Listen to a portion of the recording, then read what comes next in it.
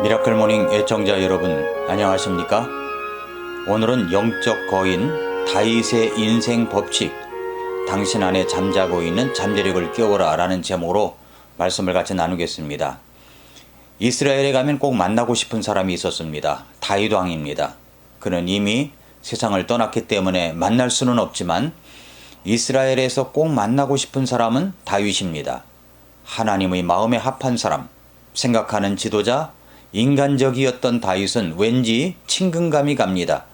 그에게 가까이 다가가면 깊은 고통과 슬픔, 죽음을 경험한 눈빛을 볼 수 있을 것 같습니다.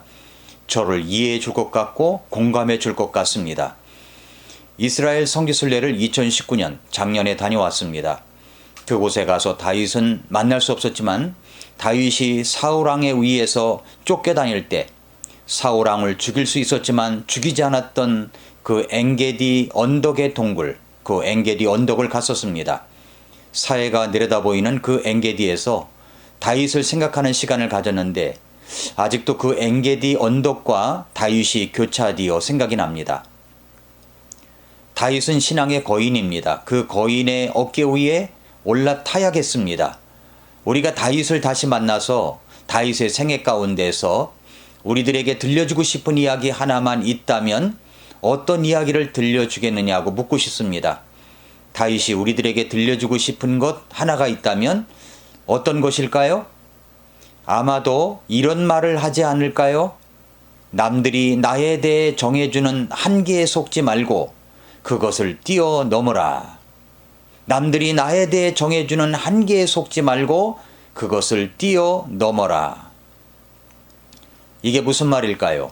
왜 이런 말을 전해주려고 하는 것일까요? 남들이 나에 대해 정해주는 그 한계가 있습니다. 나에 대해서 거들떠보지도 않는 그 한계가 있습니다. 나에 대해서 기대도 하지 않는 한계가 있습니다. 다윗이 어렸을 때 똑같이 그랬습니다. 다윗은 어렸을 때 들판에서 양들을 지키며 하나님과 함께하는 시간을 많이 가졌던 사람이었습니다. 다윗 안에는 하나님께서 주신 잠재력이 많았던 사람이었습니다. 그런데 다른 사람들은 다윗이 갖고 있는 그 잠재력을 인정하지 않았습니다. 잠재력이라고 말하면 왠지 약간의 거부감을 가지는 사람들이 있습니다. 저도 그랬습니다. 이런 단어들이 혹시 비성경적인 요소들을 나타낼까봐 하는 것 때문입니다. 그런데 생각해보면 그런 것은 아닌 것 같다 생각이 됩니다. 정말 우리 안에는 잠재력이 있습니다. 잠재의식도 있고요. 잠재력도 있습니다. 빙산의 일각이라는 말 들어보셨죠? 이런 것입니다. 그림으로 표현해 볼까요?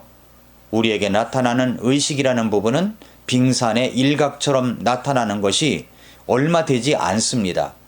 그런데 사람들은 이런 것들을 보고 그 사람을 판단합니다. 그런데 보이지 않는 부분이 있습니다. 이것을 잠재의식 부분이라고 합니다. 그 잠재력은 95에서 99.5%까지 정말 큽니다. 보이지 않는 부분이에요. 다윗의 잠재력이나 우리들의 잠재력은 아직도 개발되지 않고 나타나지 않은 부분이 이만큼이나 많은 것입니다. 다윗의 어린 시절을 한번 생각해 보십시오. 아무도 다윗의 잠재력을 인정하지 않았습니다.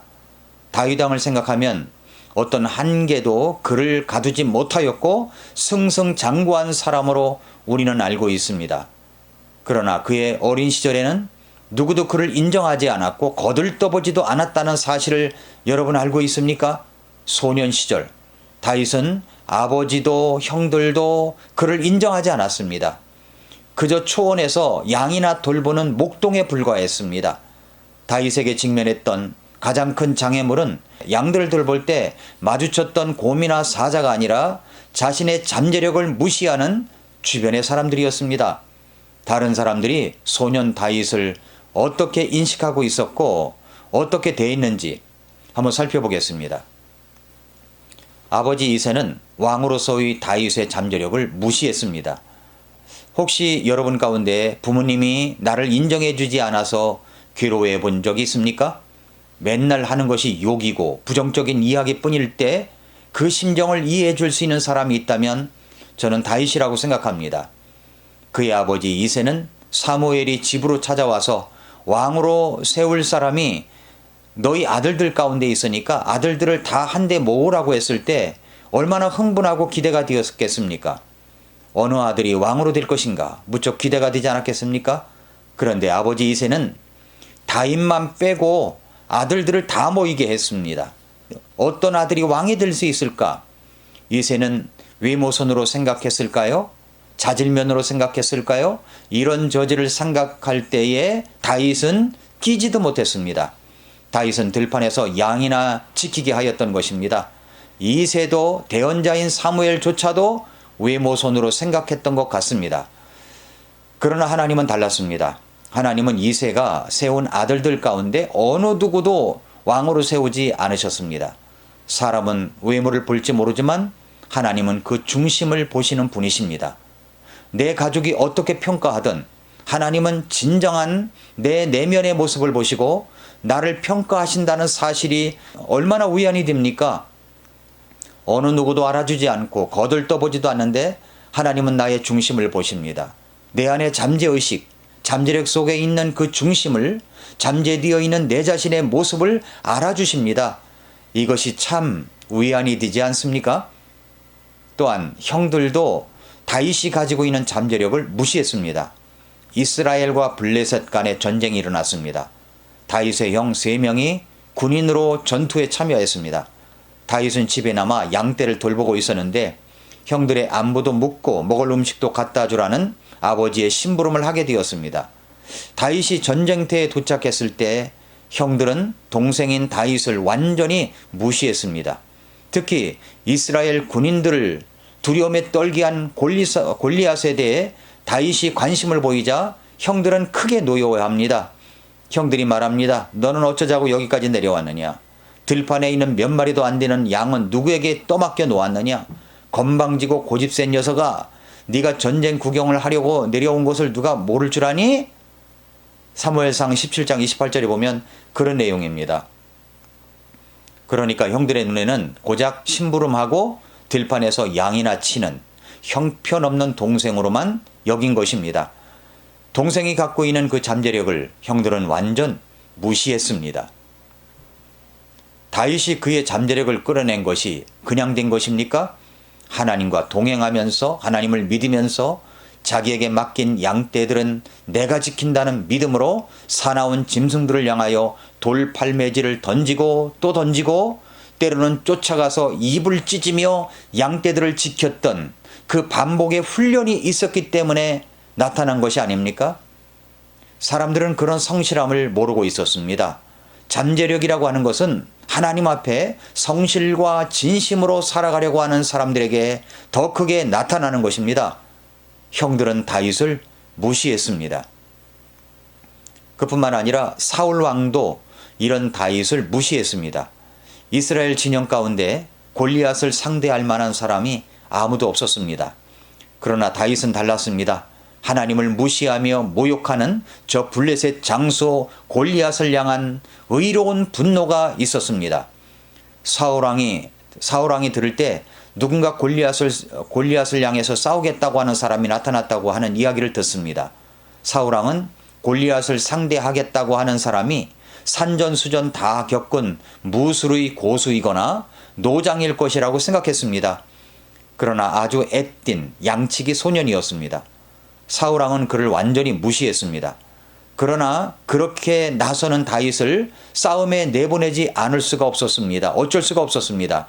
사울왕은 자기의 전투복을 입어보라고 하지만 그것이 맞지를 않았습니다. 거추장스러웠습니다. 사울왕조차도 다윗을 무시했습니다. 그의 잠재력을 갖고 있는 것이 무엇인지도 알아주지 않았습니다. 그뿐만 아니라 골리앗조차도 다윗의 잠재력을 무시했습니다. 골리앗은 그 키가 3m나 되는 전투복으로 완전 무장한 거구였습니다. 그런데 그런 장수가 아주 애띠고 애뜬 소년 양치기 다윗을 보니까 자기하고 싸우겠다고 나오는 그 양치기 소년을 보니까 정말 우스웠습니다.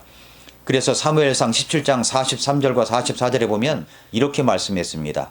그 블레셋 사람이 다윗에게 이르되 네가 막대기들을 가지고 내게 나오니 내가 개냐? 하고 자기 신들을 통해 다윗을 저주하고는 또 블레셋 사람이 다윗에게 이르되 내게로 오라.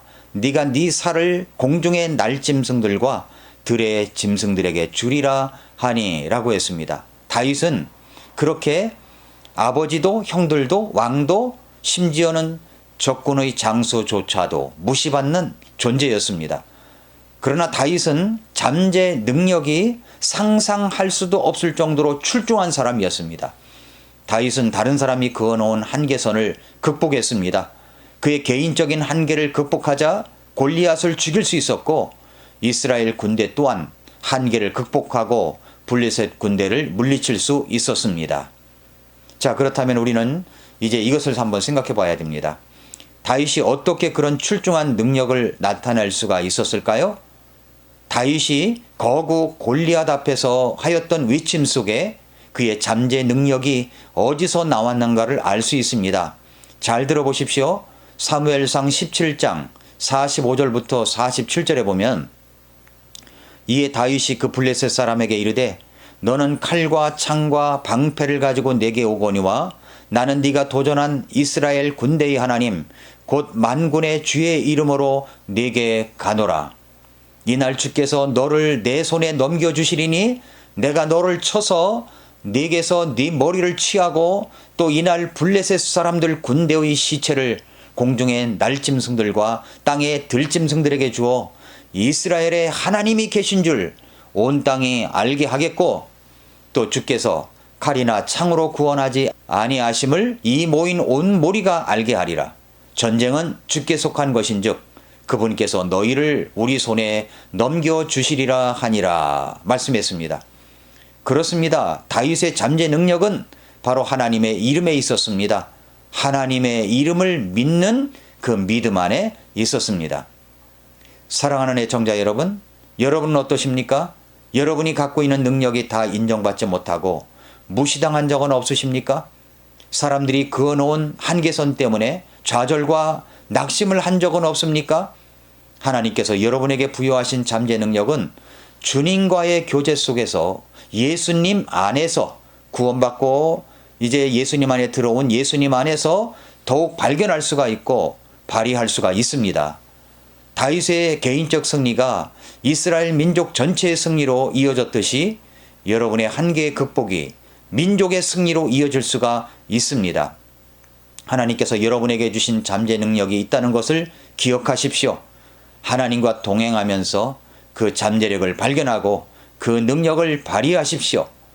영적 거인 다윗의 이야기를 잘 들어보십시오. 당신의 한계를 정하지 말고 당신 안에 주님께서 주신 잠재력을 깨우라. 오늘도 미라클 모닝입니다.